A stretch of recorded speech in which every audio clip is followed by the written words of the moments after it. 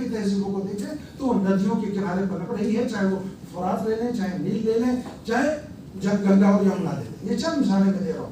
تو اب ثقافت کو سمجھنا ہے، وہ تمدنی زندگی ہے، وہ تمدن بڑھ کر کے تہذیب میں تبدیل ہوتا ہے. اور تہذیب جب بنتی ہے تو جس سے ہمارا ذہنی رویہ طے ہوتا ہے وہ دراصل ثقافت ہے. اگر اور آسان لفظوں میں اس کو سمجھنا چاہیں کہ ثقافت کیا ہے تو آپ یہ کہہ سکتے ہیں کہ ثقافت بنیادی طور پر ان تمام خصوصیات کا مجموعہ ہے. یہ بات میں بچوں کے لیے کہہ رہا ہوں، طالبوں کے لیے. اکثر پریشان ہوتے ہیں ہمارے بچے کہ سر یہ ثقافت کیا ہے، تہذیب کیا ہے. پریشان ہونے کی بات نہیں ہے، یہ تو آپ کے ہاتھ کی چیز ہے. پڑھنا ہے، کتابوں کو دیکھنا ہے، آپ واضح کر لیں گے اپنے آپ کو کہ تہذیب کیا ہے اور ثقافت کیا ہے. ثقافت بنیادی طور پر آپ کا وہ ذہنی رویہ ہے اور تہذیب وہ ہے جو ظاہری رویہ ہے. یہ آپ کا تہذیب ہے. اور ثقافت ان تمام خصوصیات کے مجموعے کو کہتے ہیں جو کسی قوم، کسی گروہ، کسی معاشرہ کے افراد میں مشترک ہوتی ہے. یعنی تہذیب کے اندر تہذیب، ثقافت کے اندر ثقافت. یہ عجیب معاملہ ہے، اسی لیے ذرا بچے پریشان ہوتے ہیں. تو یاد رکھو ان تمام خصوصیات کا مجموعہ جو کسی فرد میں ہو، افراد میں ہو، گروہ میں ہو، معاشرہ میں ہو. اور وہ کون سی خصوصیات ہیں؟ وہ خصوصیات ہے بنیادی طور پر، یہ بنیاد ہے ثقافت کی. اقدار، عقائد، احساسات، قوانین، آداب، طرز بود و باش، اور اس کے علاوہ وہ سماجی اصول. ظاہری رویہ، ہمارا جو ظاہری رویہ ہے، تعلیم کیسی ہے، تعلیم، صحت، خاندانی نظام کیسا ہے، اور اس کے علاوہ ہم کن چیزوں کو استعمال کرتے ہیں. یعنی ہماری ٹیکنالوجی کیا ہے. آج کے زمانے میں راکٹ ہے، اس زمانے میں تیل ہوا کرتا تھا، ایک زمانے میں پاشن یگ میں پتھر ہوا کرتا تھا.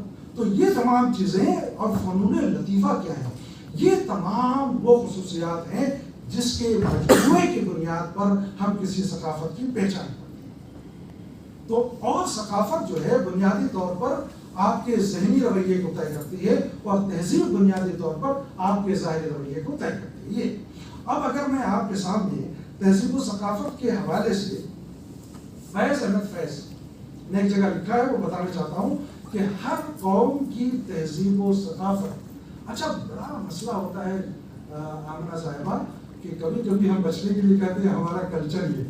اب اسی سے پوچھیے کہ آپ نے جو کلچر لکھا ہے یہ تہذیب کے بارے میں لکھا ہے کہ ثقافت کے بارے میں لکھا. پریشانی میں مبتلا ہو جاتے ہیں اور یہ ہم کام کم کرتے ہیں، بچے زیادہ کرتے ہیں. تو آپ سے ہم یہ کہتے ہوئے نہیں سننا چاہیں گے کہ تم بچنے کے لیے کلچر لکھ دو، اور جب ہم پوچھیں تم کلچر کس بارے میں لکھو تو بغلے میں جھانکنے لگے. ٹھیک ہے، تو یہ کلچر اس لیے بڑا کنفیوز کیا ہے. تو فیض کہتے ہیں، فیض بھی کنفیوز کر رہے ہیں کہ ہر قوم کی تہذیب و ثقافت. انہوں نے واضح کیا ہے یہ تہذیب و ثقافت کے لیے اردو میں جو لفظ ہم استعمال کرتے ہیں وہ کلچر ہے. کہ انہوں نے کہا 3 پہلو، ان کو چیک کر لو پتہ چل جائے گا ثقافت کیا ہے. پہلا پہلو یہ ہے کہ اس قوم کے اقدار، احساسات اور عقائد کیا ہے. بنیاد ہے جناب، تہذیب کی بنیاد احساس، عقائد ہے نا، اور اقدار کیا ہے. دوسرا کیا ہے، رہن سہن کا طریقہ کیا ہے. ہم کہتے ہیں پنجابیوں کو کہ بڑا زندہ دل قوم ہے، ہمیشہ ان کا کوئی گانا سلو موشن میں تو ملے گا ہی. ہمیشہ کس موشن میں ملے گا؟ بچہ بتاؤ کون سا ہے؟ راک میوزک ہے، تیز دھوم دھڑاکے والی. لیکن اور لکھنؤ میں چلے جاؤ، دلی میں خاص طور پہ چلے جاؤ تو بالکل سیڈ میوزک آپ کو سننے کو ملے گا. اور لکھنؤ میں چلے جاؤ تو خوشحالی والی. تو اسی طرح سے ہم الگ الگ قوموں کو ان کی ثقافتی زندگی کے حوالے سے ان کی خصوصیات کو بتاتے ہیں. اور بنگلہ میں رہنے والا کوئی بغیر رسول اللہ کے رہ ہی نہیں سکتا ہے نا، چاہے وہ 1000 ڈائبٹیز کے بس آ جائیں، لیکن وہاں رسول اللہ کی مارکیٹ ویسے ہی لگتی ہے جیسے آپ کا وہاں مچھلی بازار لگتا ہے، جیسے آپ کا وہاں سبزی کی بازار منڈیاں ہوتی ہے، وہاں رسول اللہ کی منڈی لگتی ہے. تو یہ تمام چیزیں وہ احساس، اقدار، عقائد اور رہن سہن کا طریقہ. اور تیسرا انہوں نے کہا کہ فنون لطیفہ کیا ہے نا.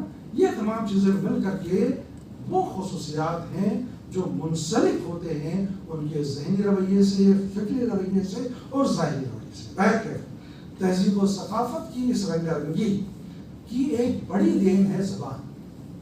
کیا بڑی دین ہے؟ زبان. میں نے پہلے بات کی کہ ہندوستان نہیں پوری دنیا میں ہر خطے کا ایک کیا ہے، اس کی ایک زبان ہے، اس کی ایک تہذیب ہے. اچھا، اور اس تہذیب کی وجہ سے کیا ہوتا ہے، بیٹھی ہیں یہاں مامورہ صاحبہ، یہ لوگ اگر خواجہ کہتے ہیں یا خیال کہتے ہیں تو خیر کو ایسا ادا کرتے ہیں جیسے ہاں. اسی طرح سے ترکی میں آپ چلے جائیں تو ایک ایسا علاقہ ہے کہ وہاں خیر کی آواز ہی نہیں. اچھا، قرآن شریف پڑھتے وقت تو خیر نکال دیتے ہیں، لیکن اگر کسی کا نام خلیل توقار اردو کا بڑا نام ہے تو ان کو حلیل توقار لکھا جاتا ہے، اس لیے کہ خیر کی آواز ہی نہیں. اچھا، کسی انگریز سے کہو کہ وہ بول دے عربی کا لفظ ہے نا تو مخصوص نہیں بول سکتا، لیکن کسی عربی سے کہتے ہیں ٹماٹر بولتے نہیں بول سکتا. یہ جو ہمارا پورا یہ ووکل سسٹم ہے، یہ آپ کا جو جغرافیکل کنڈیشن ہے اس سے یہ نرمت ہوتا ہے، ہندی میں کہتے ہیں نرمت ہوتا ہے، اس سے یہ تشکیل پاتا ہے. ٹھیک ہے، اسی لیے الفابیٹ الگ ہوتے ہیں. کیا وجہ ہے؟ اردو میں کتنے الفابیٹ؟ اردو میں کتنے؟ 37 گھٹا کرتا تھے، مرکب مفرد ملا کے بتاؤ کتنے بنتے ہیں. اچھا، اس میں بحث تو ہے کہ اب یہ عجب کرشنا صاحب دیکھیے کہ یہ زبان کا جادو ہے کہ اردو والوں سے پوچھے کتنے ہیں، عربی والوں سے پوچھے کتنے بتا دیں گے، انگلش والوں سے پوچھے کتنے بتا دیں گے، ہندی والوں سے پوچھے ورنمالا کتنے بتا. اردو کا معاملہ یہ ہے کہ مشترکہ خصوصیات کو اپنے اندر سمیٹے گا. اب کوئی کہتا ہے کہ مفرد تمام آوازوں کو ملائیں اور مرکب کو بھی ملائیں تو وہ 52 ہوگا یا 54 ہوگا. بولو غلط تو نہیں کہہ رہا ہوں، کتنے ہیں یا نہیں؟ چائنیز کے کتنے ہیں گن ہی نہیں سکتے. جب اردو کا آپ کنفیوز کر رہے ہو، ٹھیک ہے، تو دوسری زبانوں کو چھوڑو. میں صرف یہ کہنا چاہتا تھا کہ یہ جو لفظ بن کے آتے ہیں، آوازیں جو بن کے ابھرتی ہے، یہ ایک جغرافیکل کنڈیشن، اور ان آوازوں کو جو معنی دیتا ہے وہ آپ کی تہذیب و ثقافت ہے. جیسے ابھی آپ نے یہ کہا، کون سا جملہ تھا وہ؟ بچہ کون سا تھا؟ بچہ باہر کا. ٹھیک ہے، اور انشائیہ اسی کا نام ہے. انشائیہ میں جناب عالی تہذیب تو ہوتی ہی ہوتی ہے، لیکن زبان کا سب سے بڑا کرشمہ ہوتا ہے. اتنا بڑا کرشمہ ہوتا ہے کہ صرف الٹ دیجیے. اچھا، زبان ادب کیا ہے؟ ادب کیا ہے معلوم ہے آپ کو؟ یہ زبان کا بہترین استعمال. لیکن میں چلو بیچ میں چونکہ زبان کی بات آ گئی تو ایک مثال سنیں کہ انشائیہ میں سب سے بڑا کمال ہوتا ہے کہ آپ لفظوں کو کیسے استعمال کرتے ہیں، لفظوں کے الٹ پھیر کا جادو کیسا ہوتا ہے. ایک مثال سنیں، پھر اب بات آگے بڑھاتے ہیں. کنہیا لال کپور کو سنا ہے کسی نے؟ نام سنا ہے؟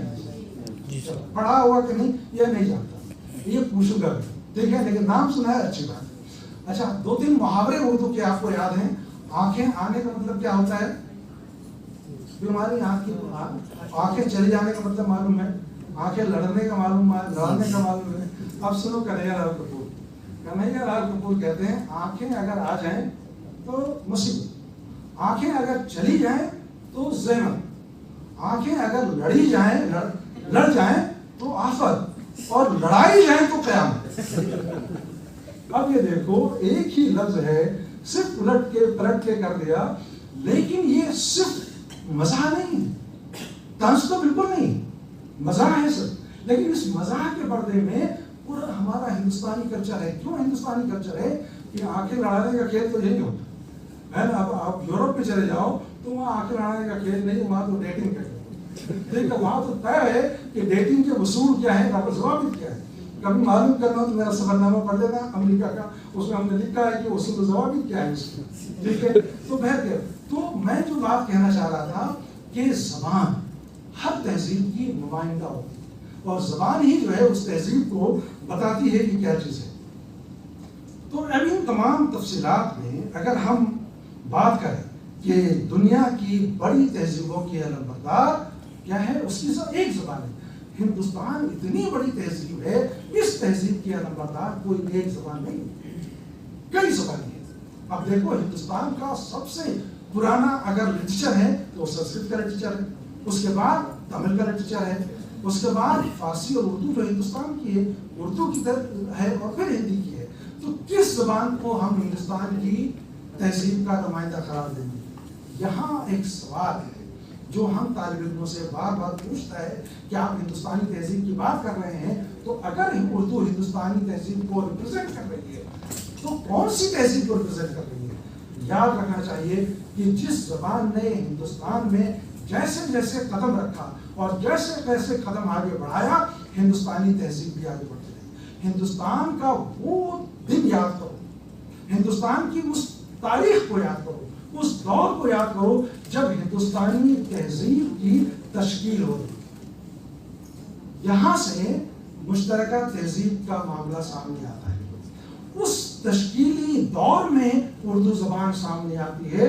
اس لیے ہم یہ کہہ سکتے ہیں کہ ہندوستان کی نمائندہ زبانوں میں اردو وہ واحد زبان ہے جس نے مشرق سے مغرب اور جنوب سے شمال تک ہندوستان کی تہذیب و ثقافت کو ریپرزینٹ کیا ہے. تو اب اردو میں انشائیہ کی اگر ہم بات کرتے ہیں تو چلو اختصار کرتے ہوئے کہ انشائیہ کیا ہے.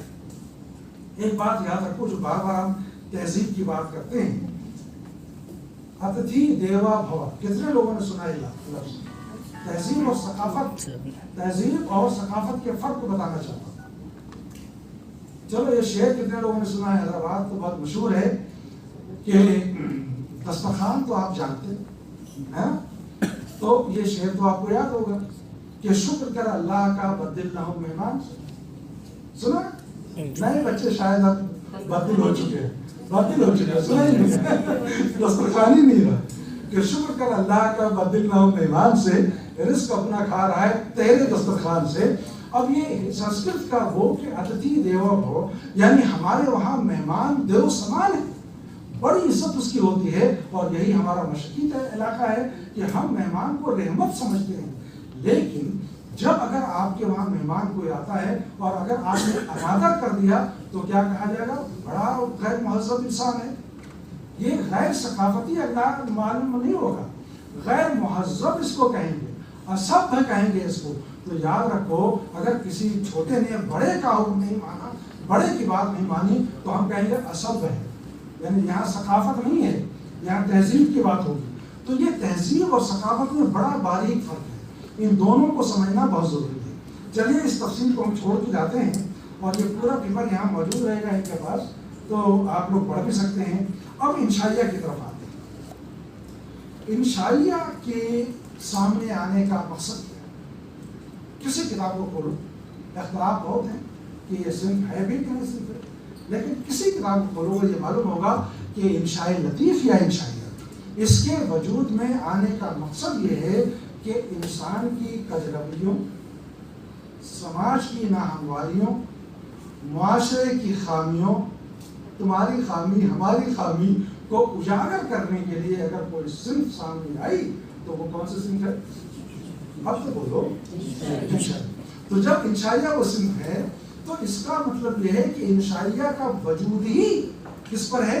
ہماری تہذیبی اور ہماری ثقافتی رویوں پر, اقدار پر. تو گویا تمام اصناف, ادب کا کوئی ایسی صنف نہیں ہے کہ جو ادب کو ادب زندگی کو نہ پیش کرتا. کہتے ہیں کہ ادب کیا ہے؟ ادب تفسیر زندگی بھی ہے اور ادب تصویر زندگی بھی ہے. لیکن جتنی عمدہ تصویر آپ کو انشائیہ میں نظر آئے گی وہ کہیں نہیں ملے گا.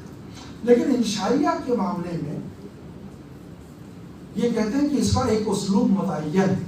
اسلوب کیا ہے؟ کہ اس میں یا تو خالص مزاح ہو, یعنی ہیومر ہو, یا سٹائر ہو, دونوں ہو سکتا ہے, طنز بھی اور مزاح بھی. تو طنز اور مزاح کا بہترین استعمال اگر کہیں ہوتا ہے تو وہ انشائیہ میں ہوتا ہے یا انشاء لطیف میں ہوتا ہے.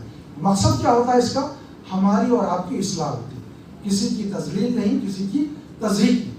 ان تمام تعریفوں کو میں چھوڑتا ہوں. میں اس بات کی وکالت کرتا ہوں کہ انشائیہ ادب عالیہ کی ایک قسم, ادب عالیہ. اور انشائیہ دیکھو ہمارے وہاں جو صنفوں کا تعین ہوا ہے کہ قصیدہ کیا ہے, مثنوی کیا ہے, یا تو موضوع کے اعتبار سے یا حیات کے اعتبار سے. انشائیہ کو میں یہ کہتا ہوں, چونکہ میں نے اس پر کام کیا ہے, انشائیہ نہ تو موضوعی حیت ہے نہ حیاتی صنف ہے. انشائیہ اسلوبیاتی زمرے کی صنف ہے جو اسلوب طے کرتا ہے. اچھا, اور انشاء لطیف اور انشائیہ میں کیا فرق ہوتا ہے؟ انشاء لطیف بنیادی طور پر کوئی بھی تحریر ہے, جیسے اگر اب انشائیہ مضامین پطرس ہم نے پڑھا, آپ کہتے ہو کہ انشائیہ ہے, لیکن کتاب کا نام کیا ہے؟ مضامین. مضامین رشید کہتے ہو انشائیہ کا سب سے بلند نام, لیکن کتاب کا نام کیا ہے؟ مضامین رشید. انشائیہ رشید کسی نے لکھا ہی نہیں. پہلی کتاب جو آئی वो इंशाइया और इंशाई लतीफ़ आई। अब देखो बहुत बाद में आकर के 3-4 किताबें, खासतौर पर सलीम अख्तर जो पाकिस्तान वाले हैं, उन्होंने तो हयात और मौजूद दोनों से इनकार किया है, लेकिन इसे उसलूबियाती सिर्फ के ज़ुमरे में रखा जाना चाहिए। मैं बार बार अपनी तहरीरों में यही लिखने की कोशिश करता हूँ और आज भी यही कह रहा हूँ। रशीद अहमद सिद्दीकी कहते हैं कि तंज और मज़ाक दोनों लाजमी। तंज के बारे में उनका एक कोटेशन है कि तंज का मकसद तलकीन हयात होता है और हकीकत बिलाशुबा तल्ख होती है। हकीकत क्या होती है? बहुत तल्ख होती है। कभी आप किसी के सामने हकीकत नहीं कह सकते, तल्ख होती है कि अगर आप कहेंगे तो उसको बुरा लग जाएगा। तो इस तलखी को ऐसे अल्फाज में बयान करना कि उस शख्स और समाज को तो कम नुकसान पहुंचे लेकिन शऊरी तौर पर उसकी इस्लाह हो जाए, ये रशीद अहमद सिद्दीकी कहते हैं। अच्छा, मज़ाक के बारे में क्या कहते हैं कि मज़ाक जिंदगी का वो रुझान है जो जिंदगी की खामियों और नाकामियों का जायजा लेकर हंसी और किसी हद तक हमदर्दी के साथ वाज़ेह करता है किस चीज़ को? हमारी और आपकी कमी। तो इसका मतलब ये हुआ कि इंशाइया में तंज भी होना ज़रूरी है, मज़ा भी होना ज़रूरी है। इंशाइया की तारीफ में बहुत सारी चीज़ें हैं, मैं उसको छोड़ रहा हूँ। एक जुमला ज़रूर पढ़ना चाहता हूँ जो नज़ीर सिद्दीकी ने लिखा है। इंशाइया अदब की वो सिंफ है, यह याद रखना, इंशाइया अदब की वो सिंफ है जिसमें हिकमत से लेकर हिमाकत तक, हिकमत से हिमाकत तक और हिमाकत से हिकमत तक सारी मंजिलें तय की। इसका मतलब जैसा कि अभी प्रोफेसर फजलुल्लाह करम साहब कह रहे थे कि इंशाइया बुनियादी तौर पर एक ज़हनी तरंग का नाम है और इस ज़हनी तरंग को हमने एक और नाम दिया जिसको हमने बहुत शऊर की रौका और सजा के समझा संभाल कर शऊर की रौ कहते हैं। ये ज़हनी तरंग शऊर की रौ से कम नहीं है। तरंग का मतलब ये नहीं कि नशे में सरसार, तरंग का मतलब ये है कि उसके पास मवाद इतना है कि कभी बात यहाँ की कह रहा है, कभी वहाँ की कह रहा है। और इंशाइया निगार के बारे में तो यही कहा गया है कि वो कभी हीरे की दुकान में जाते हुए खीरे की दुकान तक पहुँच जाता है और कभी खीरा खरीदते हुए हीरे की दुकान तक पहुँच जाता है। खीरा और हीरा बोलने में एक जैसा लगता है, लेकिन हीरा खरीदने जाओ तो क्या होगा, पूरा बैलेंस ही बिगड़ जाएगा और खीरा तो चलते चलते खरीद सकते हो। तो ये जब ये कहा जाता है कि हीरा और खीरे की दुकान में जाता है, इसका मतलब जमीन और आसमान की खुलावे मिला, यानी कभी बर की बात करना, कभी पहर की बात करना, और इस तरह से वो इंशाइया निगार कहीं से कहीं जा सकता है। अब मैं चंद मिसालें आपके सामने पेश करूंगा ताकि आपको अंदाजा हो सके कि इंशाइया है क्या। ये तमाम चीजें आपके लिए छोड़ रहा हूं। देखो, और हमारे वहाँ जैसे जैसे वक्त बदलता है, तहजीब बदलती है, ज़हनी रवैया बाद में बदलता है।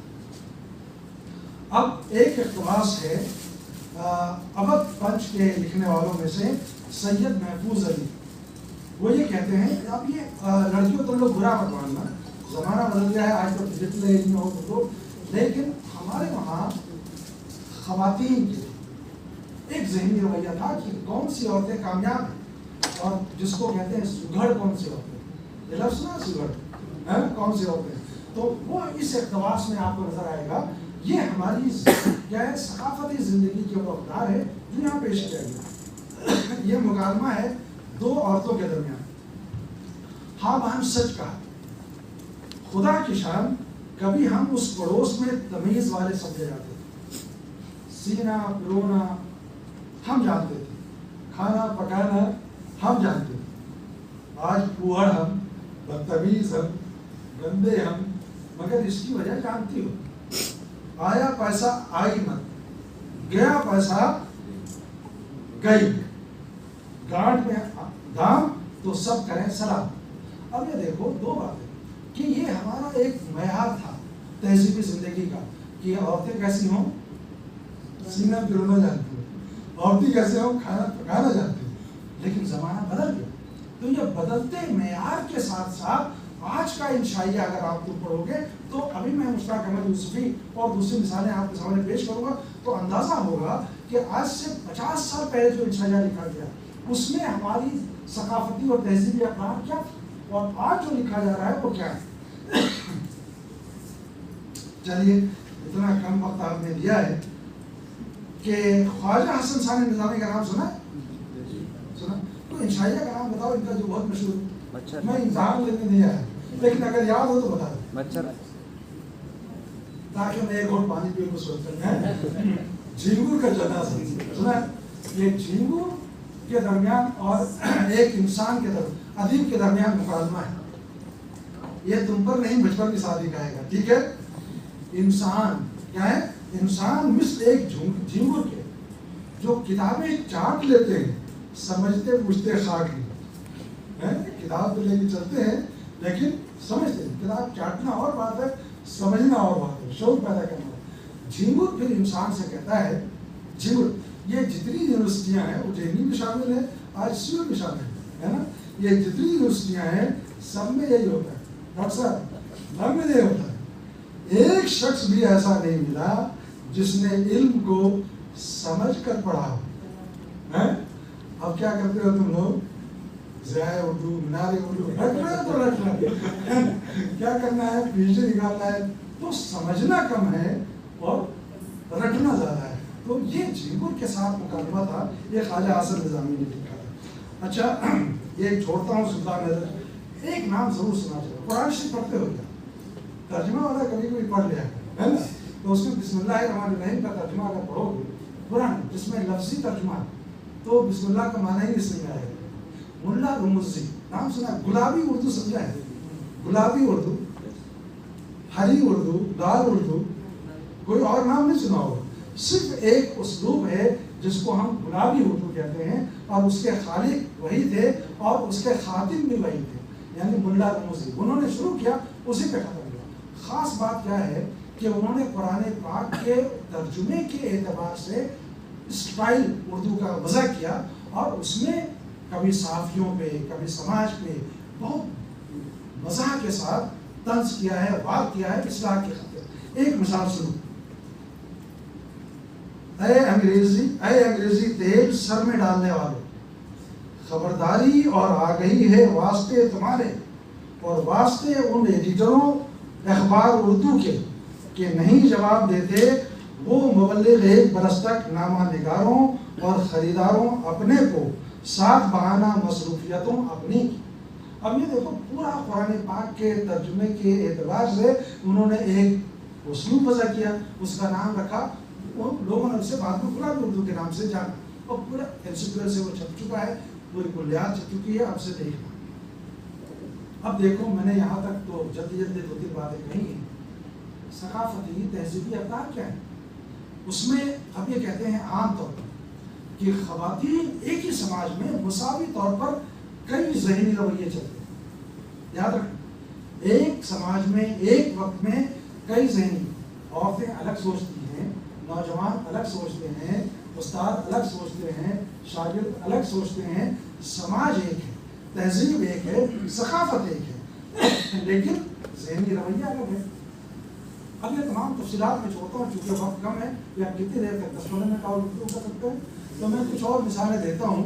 یہاں پر عورتوں کے حوالے سے بڑا ہی خوبصورت فرد اللہ بیگ, ان کے حوالے سے کہا جاتا ہے کہ انہوں نے نسائی زبان کا جتنا خوبصورت استعمال کیا کسی نے اور نہیں کیا, اور نسائی زبان کا استعمال اس میں چوتھائی کے معنی ملتا ہے اور فرد اللہ بیگ کے معنی ملتا ہے.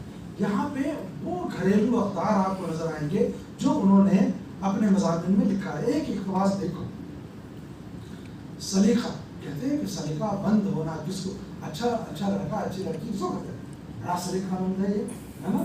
اب سلیقہ کیا ہے؟ فرد اللہ بیگ کی زبانی سے, ہے نا. میری آواز کیسا ہے اس لیے اچھا خیر. تو سلیقہ کیا ہے وہ سیکھو نہیں سنو. سلیقہ کا حال یہ کہ ایک شعر اور سن لوں تب یہ سمجھ میں آئے گا. اکبر الہ آبادی کا نام سنا ہے؟ اب ایک شعر سناتا ہوں, تم مطلب سمجھنا خود سے, ٹھیک ہے. کہ طفل میں بو آئے کیوں ماں باپ کے اتوار, سنا ہے نا یہ شعر, بہت مشہور ہے. دودھ تو ڈبے کا ہے تعلیم ہے سرکار کی, ہے نا. طفل میں بو آئے کیوں ماں باپ کے اتوار کی, دودھ تو ڈبے کا ہے تعلیم ہے سرکار کی. کہتے ہیں کہ جب اس نے کیسے بچوں کے اندر وہ سمجھ سکتے ہو تم شعر. اب یہ اقتباس سنو فرد اللہ بیگ کا. سلیقہ کا حال یہ کہ بچوں کی مالک آیا. بچوں میں کون سی تربیت آئے گی؟ ماں باپ کی یا آیا کی؟ اب میں آگے نہیں بولوں، سناتا ہوں، سنو. سلیقہ کا حال یہ کہ بچوں کی مالک آیا، باورچی خانہ کی مالک ماما، سینے پرونے کی ذمہ داری درزی نہیں، ٹیلر ماسٹر. شام ہوئی اور بیگم صاحبہ ہوا خوری کو نکلی. صاحب ایک طرف کو گئے اور بیگم صاحبہ دوسری طرف کو. اب نہ ان کو ان کی خبر نہ ان کو ان کی خبر. اب آپ یہ دیکھو یہاں سلیقہ مند ہونے کو آج کی تہذیبی زندگی نہیں. آج کی تہذیبی زندگی الحمدللہ ہم یہ کہتے ہیں کہ بیٹی نے پی ایچ ڈی کیا، ایم اے کیا، ایم فل کیا، یہ ہے. لیکن اس زمانے میں یہ تھا کہ کھانا سینا پرونا پکانا یہ تہذیبی اقدار تھے. تو بدلتی رہتی ہے وقت کے ساتھ ساتھ. بیگماتی زبان کے حوالے سے سنو، اور یہ ان کا اقتباس کہتے ہیں بیگماتی زبان کا استعمال انشاء لطیف میں فرد اللہ بیگ سے بہتر اور کسی نے نہیں کیا. اور یہ ہمارے تمہارے پورے ہندوستان کے گھر کا یہی حال ہے جو انہوں نے لکھا. اب جانے ہے یا نہیں ہے، شاید نہ ہو، اس لیے کہ یہ اقتباس جب لکھا جا رہا تھا تو وہ مشترکہ خاندان یعنی کہ کمبائنڈ فیملی کے حوالے سے. اب تو نیوکلیر فیملی ہے، ایک میاں ایک بیوی ایک سیٹ میں رہ رہے. ٹھیک ہے. یہ لکھتے ہیں ڈھونڈ ڈھانڈ کر ایک لڑکی چندے آفتاب چندے مہتاب. یہ سارے لفظوں پہ غور کرنا، یہ اب نہیں لکھا جاتا چندے آفتاب چندے مہتاب. ڈھونڈ ڈھانڈ کر ایک لڑکی چندے آفتاب چندے مہتاب بیاہ لائی. بڑے چاؤ سے بہو کو گھر میں اتارا، اچھے سے اچھا کھانا بہو کو کھلاتی، اچھے سے اچھا کپڑا پہناتی، مگر بہو بھی کہ کوئی چیز اس کے بھاوے ہی نہ آتی. جب تک گھونگھٹ رہا اس وقت تو کسی نہ کسی طرح گزر گئی. گھونگھٹ اٹھنا تھا کہ ساس پر مصیبت آ گئی، زبان سے ہوتے ہوتے ہاتھ پر اتار آئی. خود ہی بڑھیا کو مارتی اور خود ہی ٹسوے بہانے بیٹھ گیا. خاوند سے وہ لگائی بجھائی کہ ایک دن بیٹے نے ماں کو بھی مارا. حمیدہ اچھل پڑی اور کہا اے ہے ماں کو مارا، موئے بڑھیا پر ہاتھ اٹھاتے شرم بھی نہ آئی. اب یہ دیکھو یہ پورا جملہ ایک جملے میں آپ کو ہندوستانی مسلمان کے گھرانوں کی وہ تمام چیزیں نظر آئی ہے نا، کہ ساس بہو کا رشتہ کیا ہے اور اقدار کیا ہے، رقابت کیا ہے. چلیے یہ چیزوں کو میں چھوڑتا ہوا ذرا آگے بڑھتا ہوں. اس وقت چوپائی کے افسانوں کو جب پڑھتے ہیں ہم یہ کہتے ہیں کہ مسلم گھرانوں کے نوجوان بچیوں کے جذبات اور ان کے کردار پر انہوں نے افسانے لکھے. عظیم بن چغتائی نے اسی معاشرے کو نشانہ بنایا اور ان کی ایک بہت ہی مشہور ہے تو کئی مشہور لیکن انگوٹھی کی مصیبت ایسی شگفتہ تحریر ہے جو بہت مشہور ہے. حالانکہ انہوں نے میٹرک کے زمانے سے لکھنا شروع کیا. انہوں نے لکھا انگوٹھی کی مصیبت ہے نا. اب یہ انگوٹھی کی مصیبت میں دو بہنوں کے درمیان گفتگو ہے، اور یہ دو بہنوں کے درمیان جو گفتگو ہے شاید آج کے بہنوں کے درمیان نہ ہو، اس لیے کہ آج کا وہ معاشرہ نہیں ہے. یہ معاشرہ وہ تھا کہ جب مرزا شوق نے وہ مثنوی لکھی، کون سے مثنوی؟ زہر عشق، تو اس پہ پابند ہے. زہر عشق میں کیا تھا؟ کچھ نہیں تھا، لیکن پابندی لگا دی گئی. اس وقت کا معاشرہ تھا، اس وقت کی تہذیبی اقدار تھی. یہ تہذیبی قدریں اس وقت کی تھی جب دو بہنیں آپس میں بات کرتی ہیں. سنو، خدا کے واسطے مجھے اس انگوٹھی کی مصیبت سے نکال. ایک بہن دوسری بہن سے کہتی آخر تو عشق بازی کرنے ہی کیوں گئی تھی؟ شاہدہ نے خود تنگ ہو کر مجھ سے پوچھا. خدا کی مار پڑے تمہاری عشق بازی پر، میں تو اس مصیبت میں گرفتار ہوں اور تمہیں مذاق سوچ رہا ہے. میں نے منہ بنا کر کہا یہ عشق بازی نہیں تو اور کیا ہے. گئی وہاں اور شوق سے پاؤڈر اور مسی لگاتے میاں کے چوچلے میں آ کر انگوٹھی پہن لی. یہ پورا اقتباس اگر آپ دیکھیے گا تو اس میں لگے گا کہ انہوں نے اس عہد کی تہذیب کو لکھا ہے. اب ذرا پطرس کی طرف آتے ہیں، پطرس بخاری کی طرف. انہوں نے خالصتاً مزاحیہ تحریر لکھی ہے. ان کی تحریروں میں طنز نہیں ملے گا، لیکن وہ بھی عشائیہ کے معیار پہ پورا اس لیے وہ اترتی ہیں کہ انہوں نے اصلاح کے غرض اور کبھی کبھی ہمارے ذہنی رویے کو. لائبریری جاتے ہو کیا؟ کتنے پیج پھاڑے ہوں گے تم لوگوں نے؟ سچ کتنی کتابیں چرائی ہوگی؟ نہیں اچھا نہیں سنائی ہوگی تو پطرس بخاری کو سن. پیٹرس بخاری لکھتے ہیں اگر یہ کتاب آپ کو کسی نے مفت میں بھیجی ہے تو مجھ پر احسان کیا، آپ نے کہیں سے چرائی ہے تو میں آپ کے ذوق کی داد دے دوں، آپ نے چرانا مت جا کے، اگر آپ نے چرائی ہے تو آپ کے ذوق کی داد دیتا ہوں، اپنے پیسوں سے خریدی ہے تو مجھے آپ سے ہمدردی ہے، اپنے پیسوں سے خریدی ہے تو مجھے آپ سے ہمدردی ہے۔ اب بہتر یہی ہے کہ آپ اس کتاب کو اچھا سمجھ کر سمجھ کر اپنی حماقت کو حق بجانب سمجھیں، ٹھیک ہے؟ تو اب یہ طالبوں کا رویہ ہے کہ یہ ہمارا بھی رویہ، آج تو کتابیں چھپوائی ہے، خریدار تو نہیں ہے، کسی کو بھیجی ہے نا، تو ان کے وہاں رکھنے کی جگہ ہے بھی کہ نہیں ہے، یہ بھی ایک بڑا مسئلہ ہے۔ یہ تو آج سے تقریباً 30-40 سال پہلے پیٹرس نے لکھا، اس وقت کا معاملہ تھا، اب کا رویہ ہے بالکل الگ رویہ ہو گیا ہے۔ چلیے جناب عالی، ایک اقتباس شوکت تھانوی کا، بہت مشہور نام ہے تلفظ میں، شاید حیدرآباد کے بچے سمجھ جائیں، یا وہ بچے جو مشترکہ فیملی میں رہتے ہیں، جہاں ساس بہو اور مشترکہ خاندان میں کئی لوگ ہوتے ہیں، کئی رشتے ہوتے ہیں، اور یہ ٹکراتے رہتے ہیں، رشتے ٹکراتے ہیں، سنا ہے کبھی؟ رشتے میں ٹکراؤ ہوتا رہتا ہے، بھتیجوں کا، بھتیجیوں کا، چچا زاد بھائیوں کا، تائی کا، چاچی کا، نانی کا، دادی، یہ ٹکراؤ کے ماحول میں شوکت تھانوی نے بڑے بڑے ناول لکھے، بڑی مزاحیہ تحریر لکھی، اور اس میں ایک کردار بڑا حاوی کردار ہوتا ہے، اس کے بارے میں سنیں۔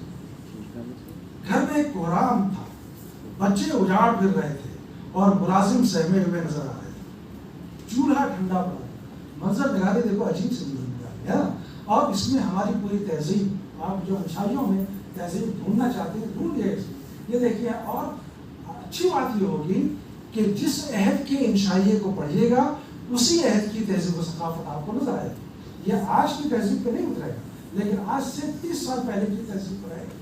تو عجیب معاملہ تھا کہ چولہا ٹھنڈا پڑا تھا، بلی بھوک کے مارے سب کے پیروں پر لپٹتی پھر رہی تھی، ہر ایک اس کو جھڑک دیتا، بیگم لحاف کے اندر گھسی رو رہی تھی، اور ہم آرام کرسی پر لیٹے سیٹی بجا رہے تھے۔ اچانک دیوڑی سے آواز آئی، سواری اتروا دو، ہے نا، جب پالکی سے لوگ آتے تھے، ہے نا، دیوڑی سے آواز آئی، سواری اتروا لو۔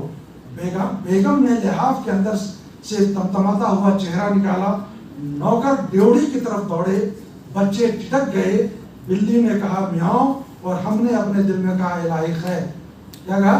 الہی خیر۔ دیکھتے کیا ہیں، خوش دامن صاحبہ پائنچے سنبھالتی، گھر بھر کو گھورتی، مسولینی کی طرح پکارے مارتی تشریف لائے۔ تو یہ ساس صاحبہ کی آمد کا نقشہ جس طرح سے انہوں نے کھینچا ہے، یہ ہماری تہذیبی زندگی کا وہ حصہ تھا جب ہم ایک ساتھ رہتے تھے۔ چلیے جناب، کچھ 2-3 باتیں جو کہتے ہیں کہ انشائیے میں بالکل جیسے ہندوستانی تہذیب کی ہم نے آپ سے بات کی، سارے جملوں کو اگر نکال دو، الگ الگ کر دو تو اپنے آپ میں مکمل ہے، اور جملے کو ایک ساتھ ملا دو تو لگے گا بہت بے ربط ہے، لیکن جب اس کے پورے معنی کو آپ سمجھنے کی کوشش کرو گے تو اندازہ ہوگا کہ اس بے ربطی میں ایک ایسا ربط ہے جو شعور کی رو کی طرح، جو ذہنی ترنگ کے نام سے ہم جانتے ہیں، ذہنی ترنگ دراصل یہ کمتر لفظ ہے، وہ شعور اور وہ ذہانت اور وہ ذکاوت کی رو ہے جس میں ان بے ربط معنوں میں ایک ربط پیدا کیا جاتا ہے۔ اب چند جملے جو انشائیہ کی بہت ہی بہترین مثال ہے وہ سنو اور ہماری تہذیبی زندگی کو سمجھنے کی کوشش کریں۔ جمہوریت کے بارے میں کہ کسی خاتون کو سب خواتین پر ترجیح دینے کا نام محبت جو کہتے ہیں، یہ نیا ڈیفینیشن ہے محبت، کہ کسی خاتون کو باقی سب خواتین پر ترجیح دینا محبت ہے۔ محبت ایک نہایت غیر جمہوری فعل ہے۔ محبت کیا ہے؟ یہ غیر جمہوری فعل ہے، کیونکہ جمہوریت میں تمام عورتوں کے حقوق مساوی ہیں، ٹھیک ہے؟ اب یہ دیکھو کہ اس میں مذاہب بھی ہے جن کا ہمارا ذہنی رویہ ہے۔ ایک چھوٹا جملہ گرامر پڑھتے ہیں تم لوگ، فعل تمنائی اور فعل شرطیہ جانتے ہوں گے۔ عورت جملہ شرطیہ ہے یا فعل تمنا؟ ایک جملہ ہے لیکن اس پورے جملے میں آپ پوری ثقافت کو سمجھ سکتے ہیں. یا یہ کہہ سکتے ہو کہ محبت 50% حماقت ہے. کتنی؟ 50%. محبت 50% حماقت ہے اور 50% تزیہ اوقات. محبت کے 3 روپ ہیں: حماقت، شدید حماقت اور عشق.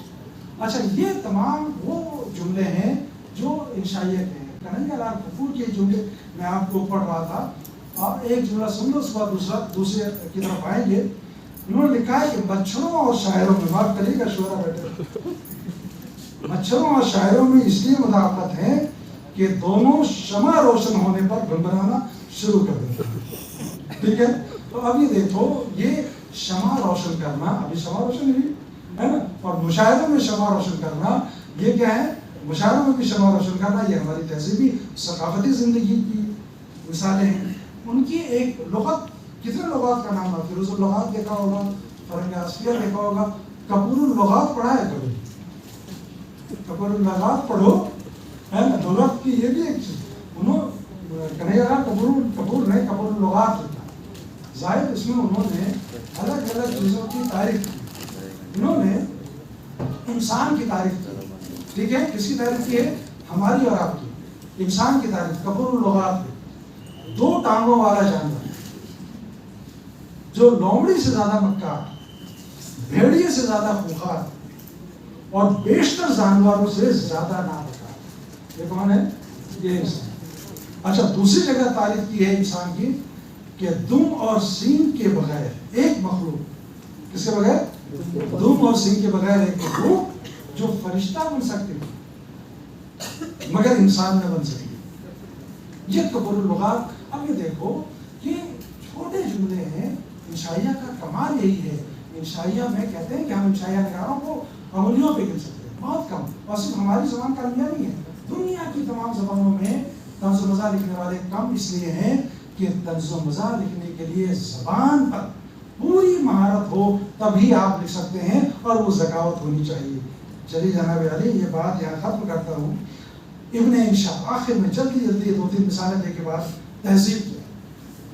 اب تو ہم وہ نہیں پڑھتے اسماعیل مرڈی والی کتاب، اردو کی پہلی کتاب، اردو کی دوسری کتاب، اردو کی تیسری کتاب. ابن انشا کی کتاب پڑھ لو، اردو کی آخری کتاب، تاکہ پھر کچھ نہ پڑھنا پڑے. کیا پڑھنا ہے تمہیں؟ اردو کی آخری کتاب. اس میں لکھتے ہیں کہ فعل کی 2 قسمیں. کیا ہے؟ فعل کی 2 قسمیں ہیں، فعل لازم اور فعل متعدی. فعل لازم وہ ہے جو کرنا لازم، یہ تعریف ہے. فعل لازم کیا ہے؟ جو کرنا لازم ہو. مثلاً افسر کی خوشامد، حکومت سے ڈرنا، بیوی سے جھوٹ بولنا، یہ ساری چیزیں کیا ہے؟ یہ آخری کتاب ہے. یہ سارے گن اگر تم کو مل جائے تو بہت مشکل. اچھا انہوں نے ایک جملہ اس شاہ اورنگزیب کو جانتے ہو، بڑے نوازی، ولی، تقی، پرہیزگار. مغلیہ سلطنت میں بڑے خوبصورت جملے لکھے اور پوری سیاسی تاریخ اس میں موجود ہے. وہ یہ کہتے ہیں کہ شاہ اورنگزیب عالمگیر بہت لائق متدین بادشاہ، دیندار بادشاہ، دین اور دنیا نظر دونوں پر رکھتا تھا. کس کے بارے میں؟ اورنگزیب. اس نے کبھی کوئی نماز قضا نہ کی اور کسی بھائی کو زندہ نہ چھوڑا. اب یہ دیکھو، یہ چند جملے ہیں، ان جملوں میں پوری سیاسی تاریخ ہے، پوری تہذیبی تاریخ ہے. میں نے نہ جانے کتنی محنت کی عرشیہ صاحبہ یہ جمع کرنے میں، ہے نا. اور یہ سب آپ کے لیے، آپ کے ڈپارٹمنٹ کو چھوڑ دوں گا. 2-3-4 مثالیں اور میں پیش کر دیتا ہوں تاکہ ہمارے بچے کے جملہ بازی ہے نا. یہ سردی کا زمانہ ہے. رشید احمد لکھتے ہیں کہ کرسمس کا زمانہ تھا. کرسمس منایا ابھی تم لوگوں نے؟ میری کرسمس کا کیا کرتے ہیں؟ کرسمس میں کیک کھاتے ہیں. کہتے ہیں کرسمس کا زمانہ تھا جب انگریز کیک اور ہندوستانی سردی کھاتے تھے. اس کی رات پڑی ہے نا. بالکل کرسمس کا زمانہ تھا جب انگریز کیک اور ہندوستانی ہے نا، جب انگریز کیک اور ہندوستانی سردی کھاتا تھا. ٹھیک ہے. اس کو کہتے ہیں شباب اور مفلسی. شباب جانتے ہو کیا؟ بڑھاپا. شباب کا مطلب بڑھاپا.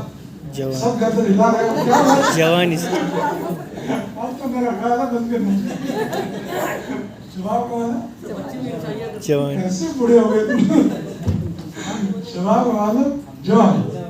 تو دیکھو شباب اور مفلسی کا اجتماع تبلیغی اجتماع نہیں ہے. شباب اور مفلسی کا اجتماع اتنا ہی بے کیف ہے جنا گیا ہے ڈاکٹر صاحب جتنا بے مرچوں کا سالن.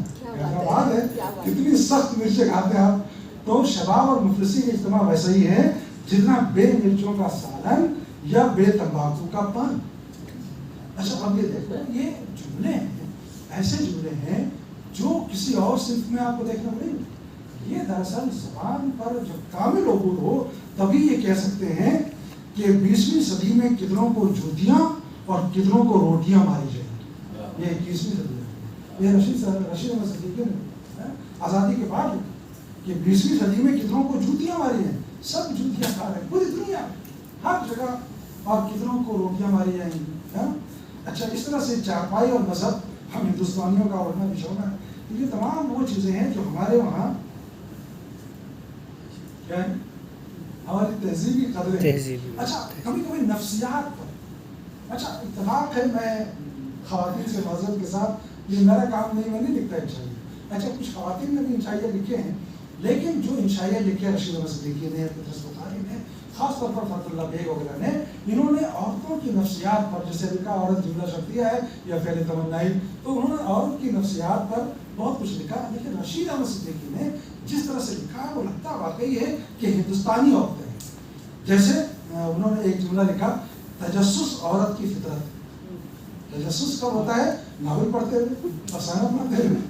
تجسس عورت کی فطرت ہے اور پاسبانی اس کی عادت. پاسبانی اس کی عادت.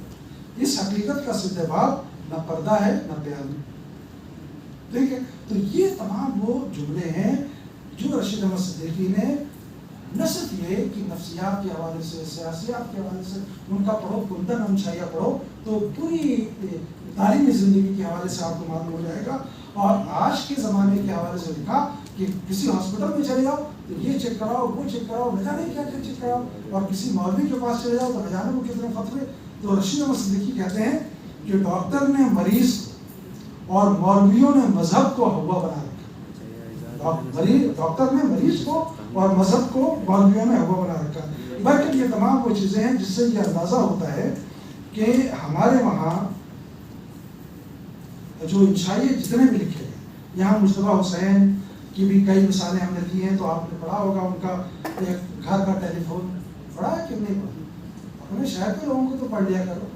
اپنے شہر کے لوگوں کو پڑھا ہے پڑھ نہیں پڑھا ہے تو بڑا لمبا اقتباس ہے میں اس کو چھوڑتا ہوں. آخری اقتباس جو ہے میں مشتاق احمد یوسف سن یہ فطرت ہے بچوں کی تمہاری ابھی تو عورتیں بتا رہے تھے بچوں کی فطرت. مشتاق احمد یوسفی لکھتے ہیں میں نے بس میں برابر سیٹ پر بیٹھی خوبصورت خاتون سے پوچھا کیا میں اس پرفیوم کا نام پوچھ سکتا ہوں جو آپ نے لگایا ہوا ہے؟ میں اپنی بیوی کو تحفے میں دینا چاہتا ہوں. خاتون نے جواباً کہا یہ آپ اپنی بیوی کو مت دینا ورنہ کسی بھی ذلیل آدمی کو اس سے بات کرنے کا موقع نہیں دے گا. بہت سارے اقتباسات ہیں پھر بعد میں انشاءاللہ.